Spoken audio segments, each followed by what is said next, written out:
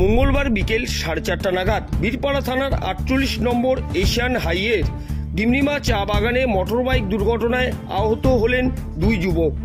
এরা হলেন মৃণাল দাস ও অর্জুন দাস।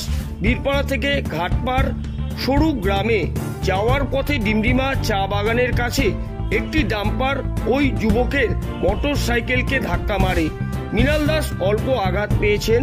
বীরপাড়া রাজ্য সাধারণ হাসপাতালে তার প্রাথমিক চিকিৎসা করানো হয়েছে এবং অর্জুন দাসকে উত্তরবঙ্গ মেডিকেল কলেজ ও হাসপাতালে স্থানান্তরিত করা হয়েছে।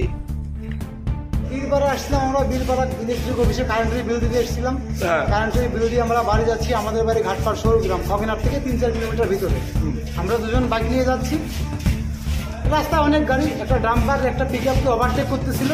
ওভারটেক করতে গিয়ে আমাদের বাইকের সঙ্গে ডাইরেক্ট, মানে আমরা একদম রাস্তার বাইরে চলে আসছিলাম, তবুও ওই ডাম্পার ওই পিকআপকে ওভারটেক করতে গিয়ে আমাদের সঙ্গে টক্কর।